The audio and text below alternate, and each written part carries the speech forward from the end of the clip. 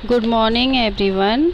आज हम संस्कृत का दूसरा पाठ नील सृगाल पढ़ेंगे। कल हमने फर्स्ट चैप्टर पढ़ा था, आज हम दूसरा पाठ नील सृगाल पढ़ते हैं। नील सृगाल, नील का मतलब नीला, सृगाल मतलब सियार, भेड़िया, गीदड़, कुछ भी कह सकते हैं आप उसको। नीले रंग का गीदड़। तो इसको हम पढ़ते हैं।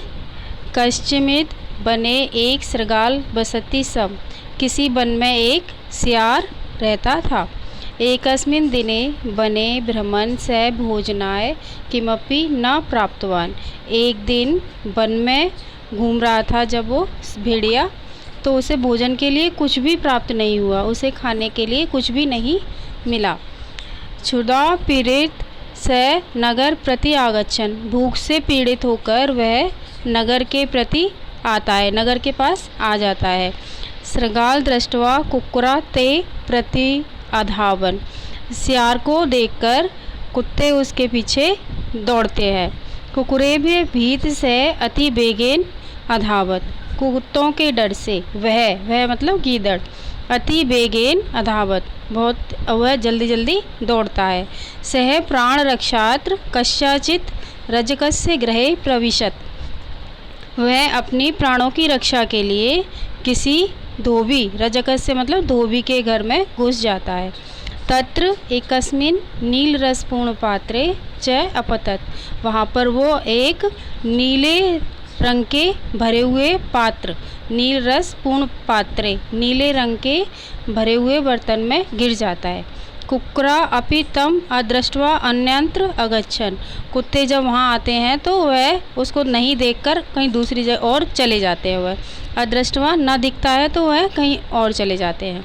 नील रस पात्रात् बहिरागत्य से आत्मा नीलवर्णीय दृष्ट्वा चकित, नीले रंग के बर्तन में से वह निकलता है, बाहर आता है, तो वह अपने आप को नीले रंग का देखकर आश्चर्यचकित हो जाता है।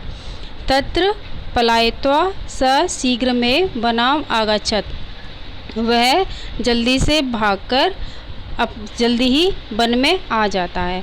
अब हमारा दूसरा पैराग्राफ है। तय नीलवर्ण दृष्ट्वा वन्यपसम भयात इतस्तत अधावत, उसको नीले रंग का देखकर वन्य के और पशु डर से इधर उधर दौड़ते हैं। वन्य पशु मतलब वन के पशु इधर उधर दौड़ते हैं। भया व्याकुलान इतस्तत पलायमान च पशून दृष्ट्वा सह प्रसन्न अववत, भय से व्याकुल इधर उधर दौड़ते पशुओं को देखकर वह प्रसन्न होता है। कौन? गीदड़ जो चालाक है, वह उनको देखकर खुश होता है। सर्वान संबोध्य सवति, सभी पशुओं को संबोधित करके वह बोलता है। माँ मैसी डरो मत।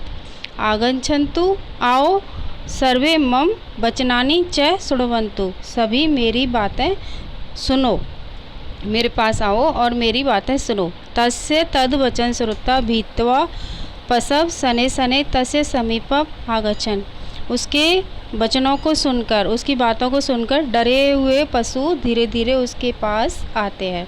सृगाल सर्वान संबोध्य अवदत्, सियार है जो उन्हें संबोधित करके कहता है। भगवत्या वनदेव्या अहम वनस्यास्य राजपते नियुक्तो अस्मि, भगवत्या मतलब भगवती वन देवी ने मुझे वन का राजा नियुक्त किया है। मतलब भगवत्या वनदेव्या, भगवती वन देवी ने मुझे वन का राजा नियुक्त किया है। वन देवी माम आदिशत, वन देवी ने मुझे आदेश दिया है। त्वं वनजीवान रक्षणम पालनम च कुरु, तुम वन के जीवों की रक्षा करो और उनका पालन करो।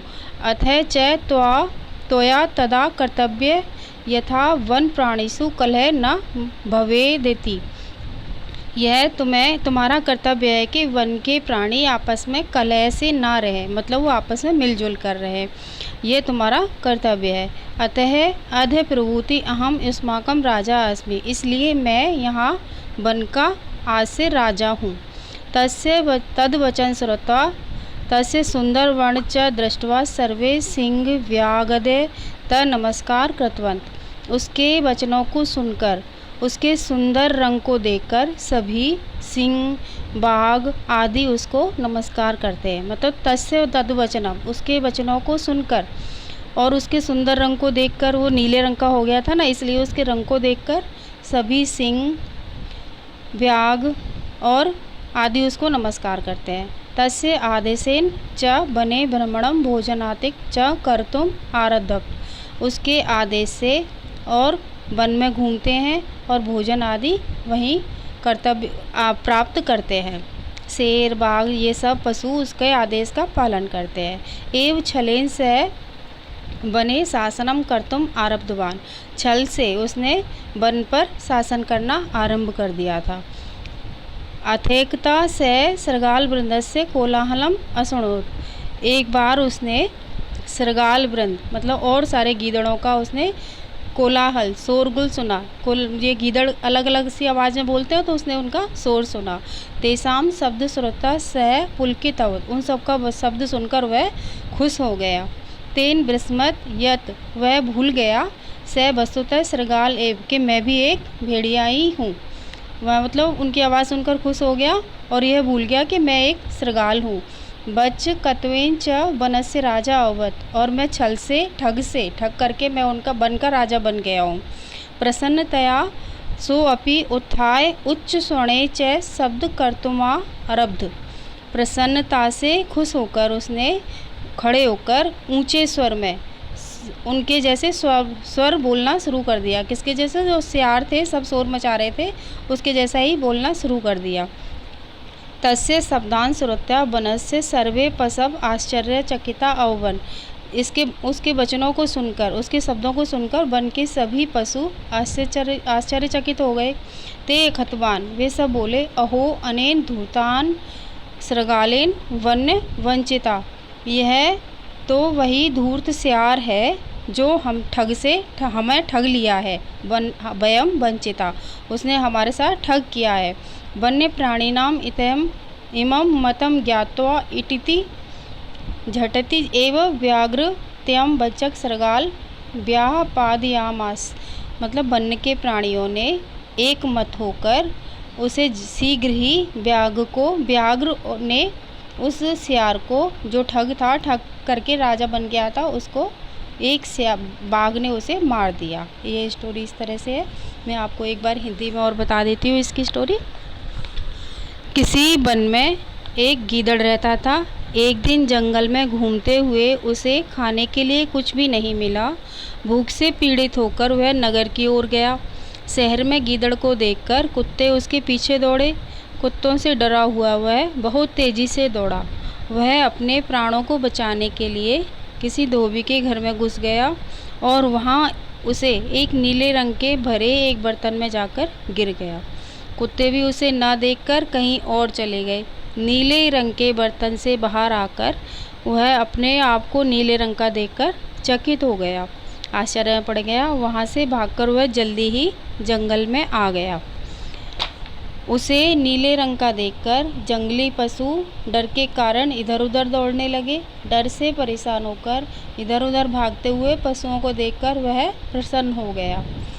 मतलब उसे अच्छा लगा, सब मुझसे डर रहे हैं। सभी को संबोधित करके हुए वह बोलता है, डरो मत, आओ और मेरी बातें सुनो। उसकी वह बात सुनकर डरे हुए जानवर उसके पास आए।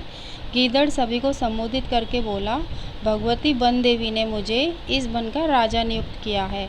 वन देवी ने मुझे आदेश दिया है कि तुम वन्य जीवों का रक्षण करो और पालन करो।